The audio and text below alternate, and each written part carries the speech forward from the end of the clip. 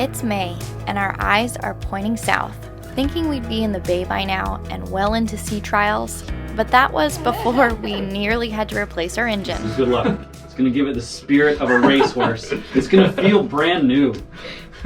We'll have the power. Nothing's gonna go wrong after this. That's true. I promise. That's true. All right.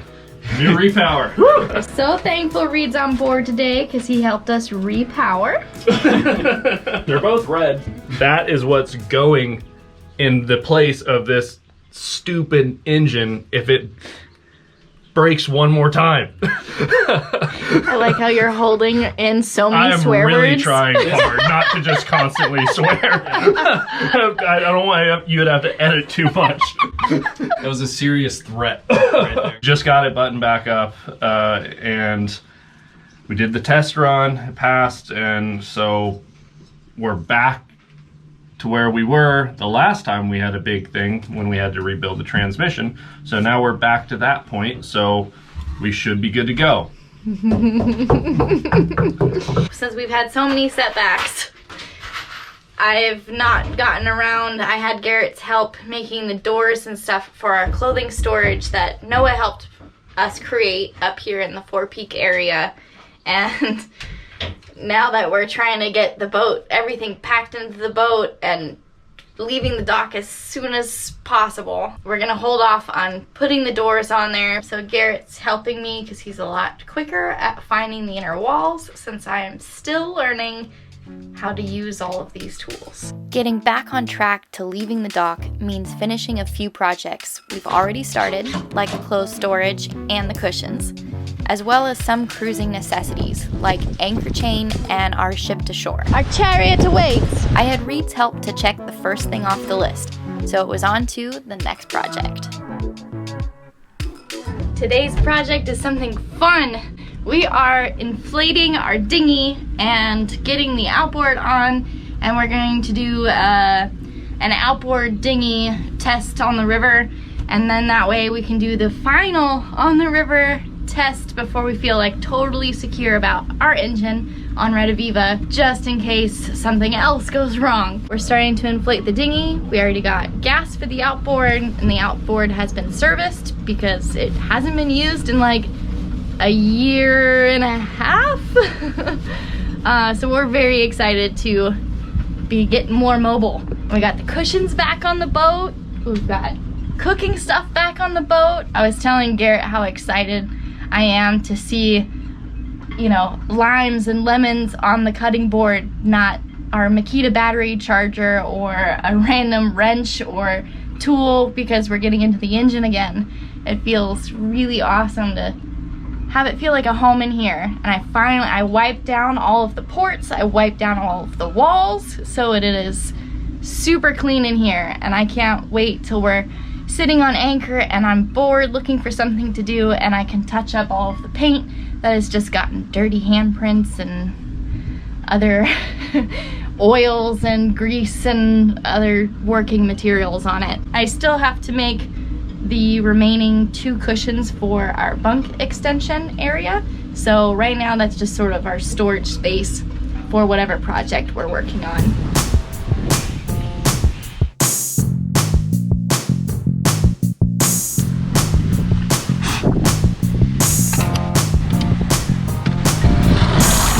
There she is. She lives. All right. Sorry, ladies machine, we're trading you for something a little more aquatic. Here we go.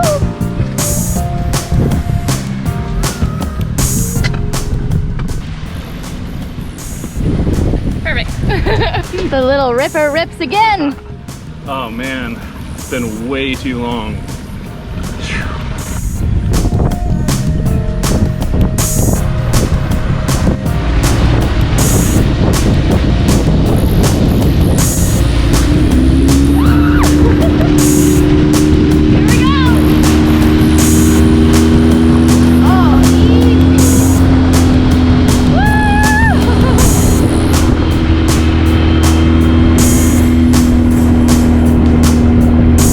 Spider left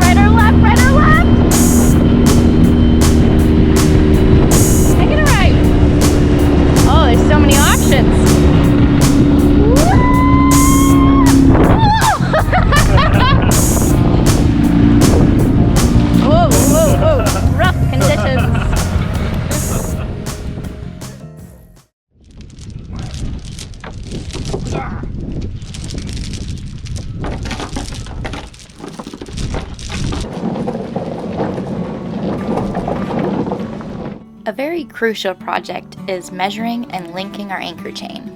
100 feet. Another 50 that way. Garrett's marking every 20 feet. We got 2 new lengths of chain, thanks to a follower, each at 75 feet, and connecting it to some old chain. To 150, we got an extra foot. Just finished measuring and marking all of the chain. I think it went really well. I've got it all lined up here, and it came out to just under 200 feet of 3/8 inch chain, and then we've got our 300 feet of 3/4 nylon that'll be spliced to that, so we should be pretty set. Did little paint marks, just marked with a Sharpie the actual depth on either side. Like I said, I have no idea how long it'll last. It'll probably wear off pretty quickly, but it's easy enough to rewrite it so I can connect all 3 pieces of this chain together. And they've got these bits that come through, and it's basically the same concept of, like, you know, peening over a rivet or something like that. Whack the crap out of it. So you get it in place and then just smash one side then the other? Yeah, and then you kind of mushroom it out with the ball peen. Final step is to splice the nylon into the chain. I'm starting to unravel my 3-strand. Here's the end of the chain I'm going to splice into. Same concept as any normal 3-strand splice, like an I-splice or something. There's just a slight difference when you pass it through the chain. You just put one piece down one way, the other 2 up the other way, and then you pretty much just splice as normal, just over, under, over, under, over, under.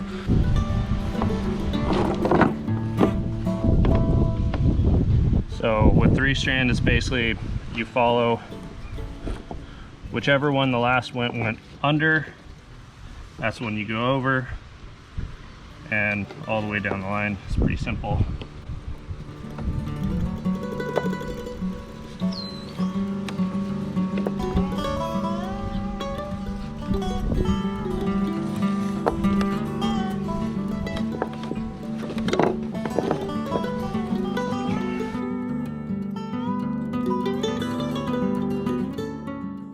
Made our evening cocktails, and Garrett is doing some sunset splicing. Some really old, stiff, salty rope.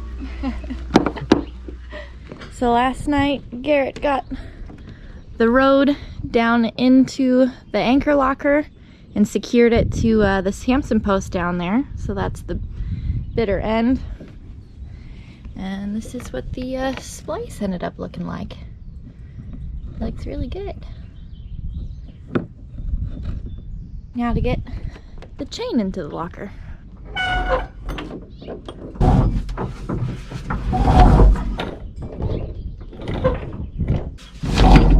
Oh, here she goes. Perfect. Okay. Glad that splice fit through. We should just be able to crank the rest of the chain in with the windlass. 180. So we got 180 feet left to go in. Yep. Nice.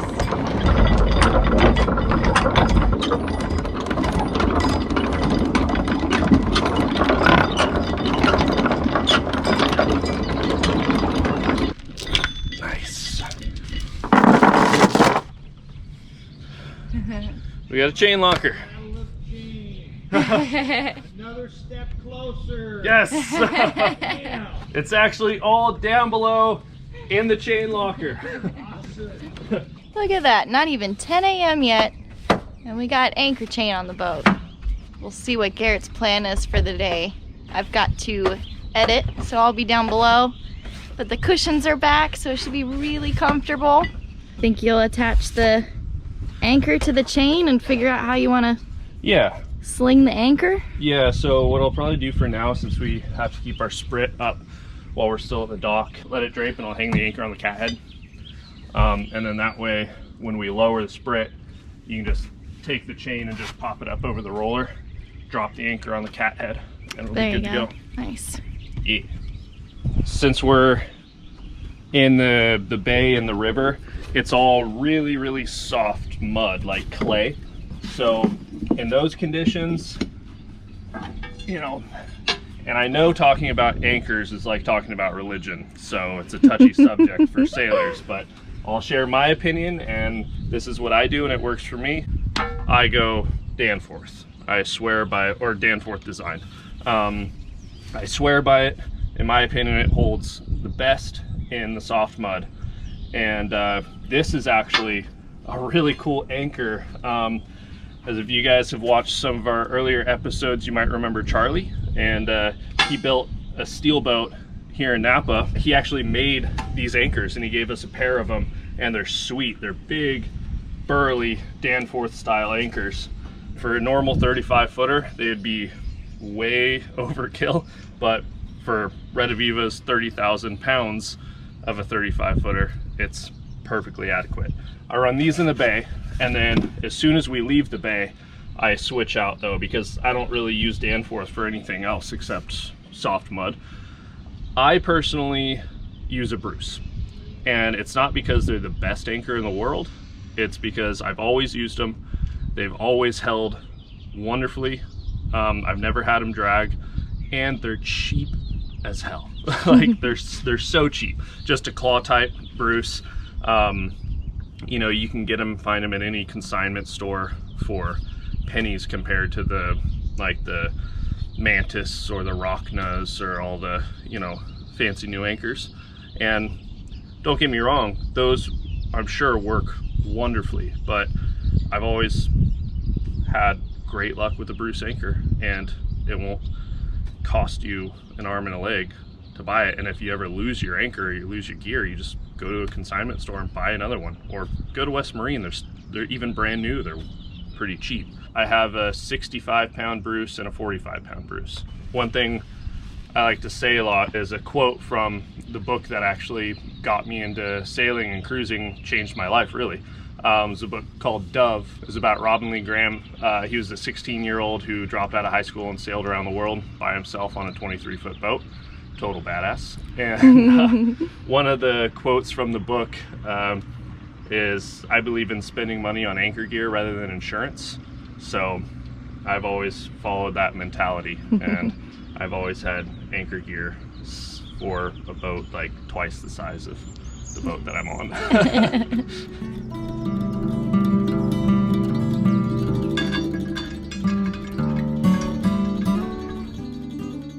All right, we got Michael on board today, and we're both gonna be doing some baggy wrinkles. And Garrett, believe it or not, is flipping the cars around finally. April Fools. I knew they were wrong the whole time, I swear.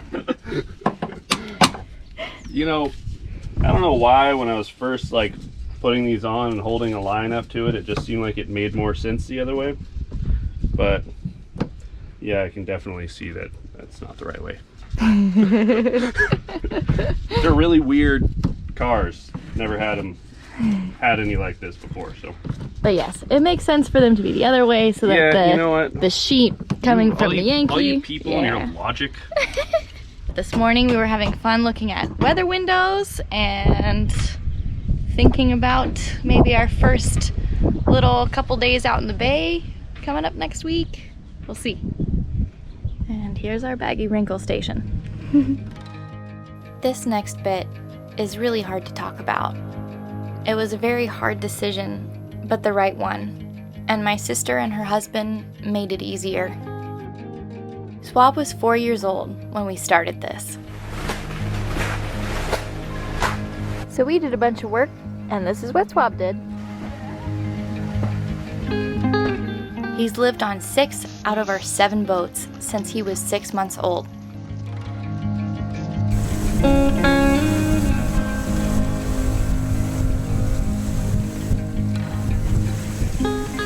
Swab's still not very sure about himself. Lately, he's been telling us he's done with boat life. Now, at age 11, he enjoys the stationary life. You just chilling?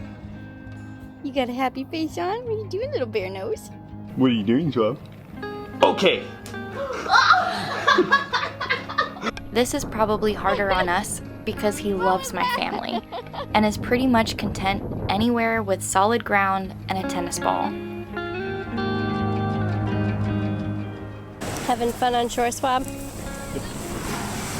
He's a big brother now, and I miss him every day.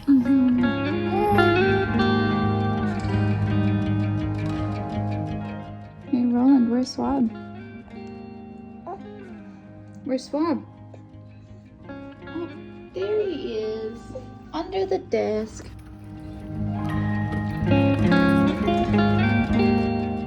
We drove to Sacramento, where he's going to live with my sister and her growing family. That happy face. Look at that tail. Hello. Hi. Come on in. Thanks. Oh, it's so nice and cool in here. Yeah. Hey, what's up? Leaving the bear here, huh? Yeah. He's officially living here now. I know. Marking territory. Good boy. Good boy. He settled in fast and was asleep when we left.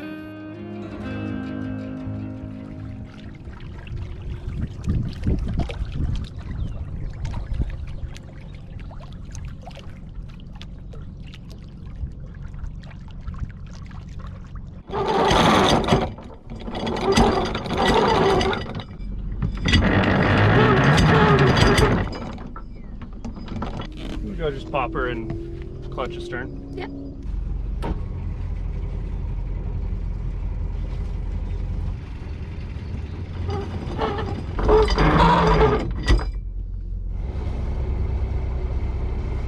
Everything held.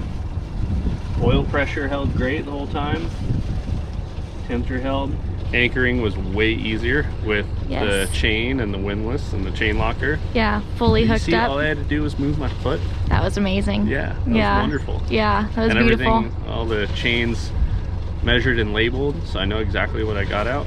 We don't have our depth sounder hooked up yet, so I don't know how deep the water is, but I doubt it's more than 10 feet. So We do have the handheld on board yeah, if we do. want to.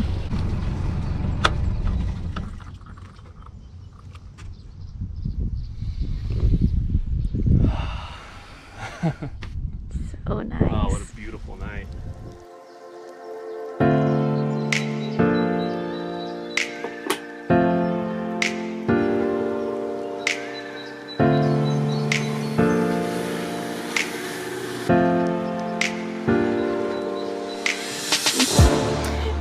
She hardly moves.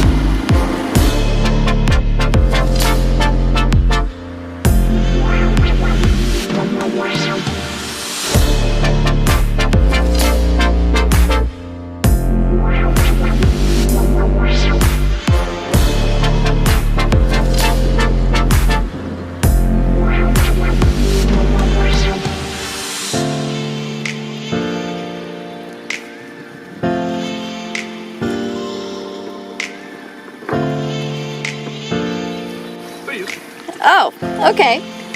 Bye.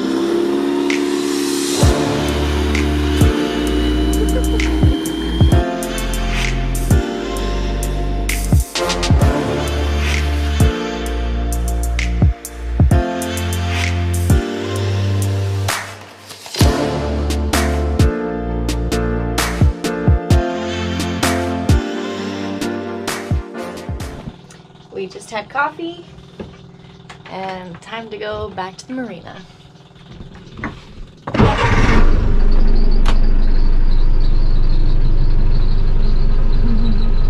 This has been our anchor light. Garrett's been hoisting the dinghy up on the side, not on the davits because to leave the outboard on, it's not quite figured out back there yet, but to lift it up out of the water just for some protection from anyone in the river at night. And he had a little weird experience. I'll let him tell it though. He was up from like 3 a.m. to 6 a.m. and Garrett's warming up the engine. Do you want to tell us about your odd visual last night? So Napa River in the recent years has become infested with river tweakers. And last night at about 3 a.m. there was somebody rowing like a 20-something foot like Sea Ray powerboat. He was paddling it down the river, completely unlit. And at 3 a.m. Yeah, I woke up to the sound of paddling because I'm like, well, if somebody's out paddling at 3 a.m. it's probably a river tweaker. Because I'm pretty aware of it now because we almost had our outboard stolen. The guy at like 2 something in the morning, he had the outboard completely off the dinghy, and fortunately I heard him and I came out and caught him. So I'm pretty aware of it now. And so I'm like, well, if I'm hearing paddling at 3 a.m. yeah. And sure enough, a perfectly sane person would not be paddling a Sea Ray at 3 a.m. I mean, it pretty much looked like the boat that's coming up, except a little bit bigger. Yeah. Oh, really? Yeah. Oh. So Garrett played security guard last night while I got a wonderful night's sleep.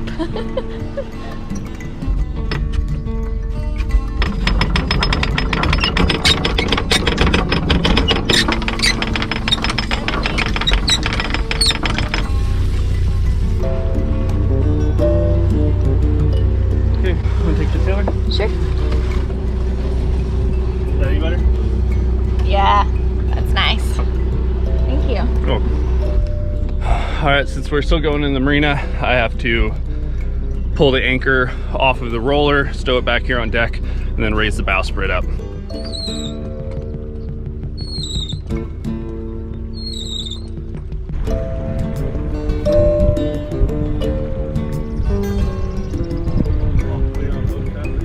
Yep.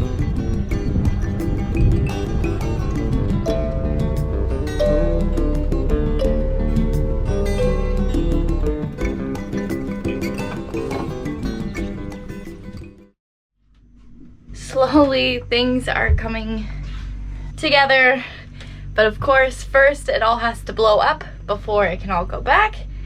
But oh, I am so scatterbrained and tired, and this is all very emotional, to be honest, because we're thinking we're gonna leave in a couple days, and we've been looking at the weather, tides for weeks now, actually about 2, almost 3 weeks, and we missed, like 2 weeks ago we had a good kind of weather window and the tides were with us, and we just weren't quite there. And still, now that the weather and the tides are in our favor in like 4 days, it still feels like it's such a mad dash to get everything stored onto the boat. We've been clearing out the bunker. We've cleared out the lumber yard. Garrett's been amazing at giving away stuff that, you know, we just can't store it all. And it's been over 7 years of land life just sucking us in. And so now we've kind of narrowed it down to the things that are coming with us on our boat life. And it all has to fit in here. We're not running out of space, so that's good. But we've been crashing here. We're gonna finish the forward bunk cushions tomorrow because it's supposed to rain. So at least that will be done, and then we'll have our real bed. But on deck is the craziness. On deck, all of that stuff has to go under the aft deck. And we don't have a hatch yet in the back.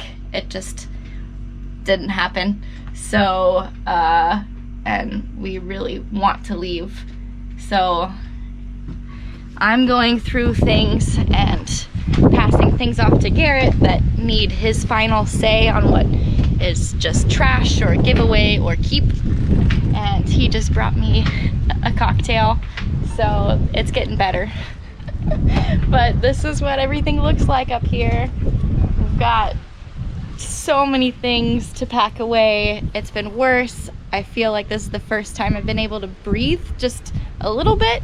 So I thought I'd give everybody a little update because we haven't really filmed like in a week.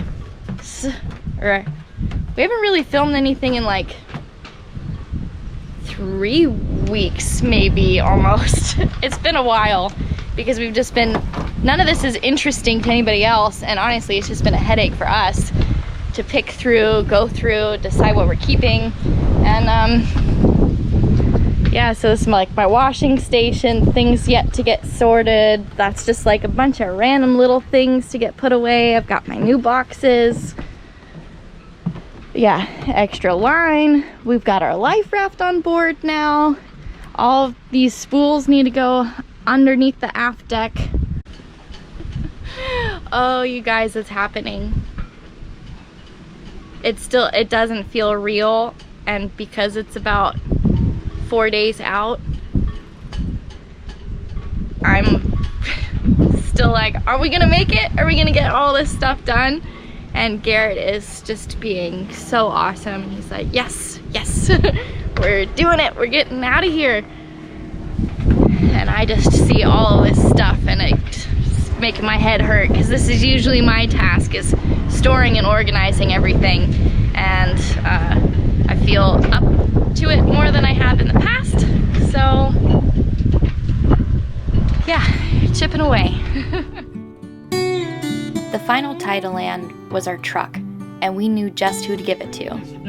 We had an impromptu taco night with some of our favorite neighbors to celebrate our next chapter. We're leaving the dock tomorrow and having some tacos, signing the truck over. Ooh, it's getting real. Go bad on me. Lady that was like at that damn that was like. All right, sir. Proud new owner of the ladies' machine. There she is. Hell yeah. That was old part of camp.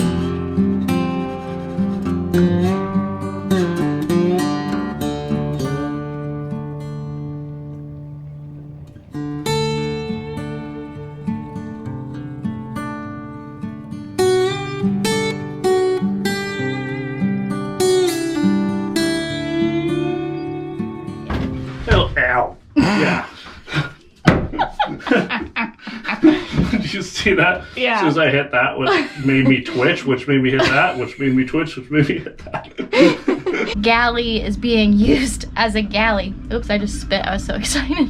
Whatever the math works out. 5 to 1 Yeah. on 60 feet. We'll just cut to us having the answer. 5 For it. 5 to 1 on 60 Let's see if your feet. brain is faster than my calculator. That'd be 300 feet. Let's see if your brain is faster than my calculator. That's not right. No, something was in there didn't before. 300. Haha! Got an extra 6 inches on both lengths. You never get an extra 6 inches. People and your Yeah. logic, your intelligent thinking. Just, I don't need that. It's not your forte? Sweet sounds of babbling brook. You're being... I was like, babbling brook? What are you talking about? Yeah, don't look at me. And Garrett tried to do this one of my editing days. Some sort of S zipper? A zipper? You gotta pass it off. Oh, okay. Now, All right. now I have to be a dancing monkey. Yes, with the shit. now it's I scripted. only do natural. I don't Oh, act. come on. Okay. You've always been the dancing monkey. All right. Game face. All right. So what's my You ruined it.